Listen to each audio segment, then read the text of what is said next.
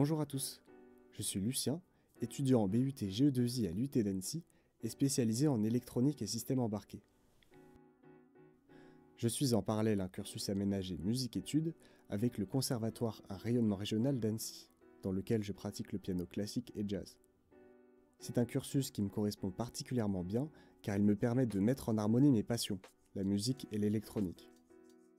Ces 3 années d'études m'ont permis de jouer dans de nombreux concerts et festivals. C'était des super moments, mais toutefois nous n'avons jamais été à l'abri d'imprévus.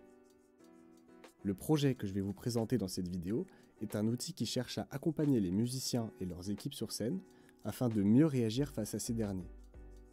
Quand je vous parle d'imprévu, ça peut être autant un problème technique nous empêchant de jouer une musique, ou lorsqu'une personne manque, ou encore lorsque le rythme de la musique n'est pas adapté à l'humeur du public, ce qui est d'ailleurs assez courant et ce qui peut donner une expérience assez frustrante des deux côtés. Les musiciens sont alors amenés à changer l'ordre des morceaux pendant le concert pour s'adapter au mieux à l'ambiance du public, une dynamique que l'on retrouve également souvent chez les DJ. La liste des morceaux d'un concert étant généralement imprimée et disposée à côté des musiciens, il est alors difficile de la modifier en direct, d'autant plus si la scène est grande.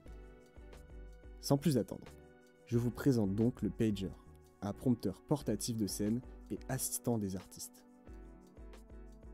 Cet appareil consiste à partager en direct le nom du morceau joué en cours lors d'un concert. Ce boîtier est unique, se porte sur soi ou est posé sur une surface et s'utilise de 2 à plus de 10 appareils simultanément. Chaque appareil est désigné à l'aide d'un interrupteur en tant que récepteur, qui reçoit la tracklist en live, ou émetteur, qui aura plusieurs rôles. D'abord, celui de stocker la version officielle des titres du concert dans une carte SD. Par la suite, il s'occupe de transmettre cette liste à tous les appareils grâce à une interface et ses boutons. Finalement, il permet d'actualiser le titre en cours selon la décision prise par l'émetteur. L'utilisateur lecteur à cet instant peut cependant toujours visualiser les titres de la liste et revenir au titre en cours à son souhait. Le module sans fil avec l'antenne a été un critère de choix notable, puisque cette antenne lui permet d'avoir une portée maximale de 1 km. C'est considérable, voire trop à première vue, cependant cela fait la différence en rendant la communication stable à courte distance. Tout cela avec une faible consommation d'énergie pour une autonomie totale jusqu'à 7 jours allumés avec une batterie de 500 mAh. Elle est par ailleurs largement étendue à plus de 2 semaines grâce à une fonctionnalité de veille automatique à l'aide d'un accéléromètre. Voici les tests d'émission de titres à grande distance où les vidéos ont été synchronisées au préalable. Ici pour 200 mètres de distance et ici pour 500 mètres de distance. C'est good.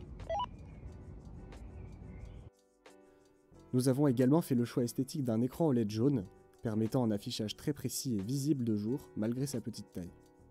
Le premier prototype utilise une carte Arduino Uno, pour lequel j'ai fait un boîtier d'exemple ici à l'image.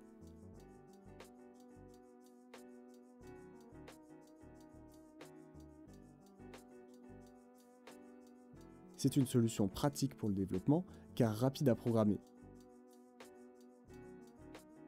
mais très peu utilisé en réalité car volumineux. Voici donc le nouveau prototype avant création du circuit imprimé final. Ce dernier est beaucoup plus compact et fonctionne exactement sur le même processeur, mais réduit au maximum en taille. La programmation est un peu plus différente car il faut utiliser un dispositif extérieur, mais à l'usage embarqué il est plus adapté.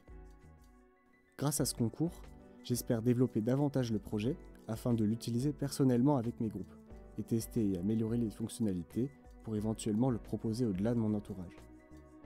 Le pager a été initié en SAE avec 2 collègues de ma classe, étudiants aussi au CRR dans les métiers du son. L'un d'entre eux, Denis, était notamment mon coéquipier pour le concours l'an passé, sur le Dino, un contrôleur MIDI personnalisé. C'est à mes yeux un projet non seulement utile, mais aussi divers et très formateur. Les difficultés techniques liées à la variété des composants utilisés ont été particulièrement moteurs car c'est cela qui m'a donné envie de les étudier en profondeur et ainsi développer le projet initial. Pour finir, je suis aujourd'hui très satisfait du résultat et compte plus que tout le mener à bout avec de nouvelles fonctionnalités, telles que la synchronisation MIDI à un PC, comme le fait le Dino. Je vous remercie pour votre attention et espère que mon projet fera vibrer vos cordes sensibles.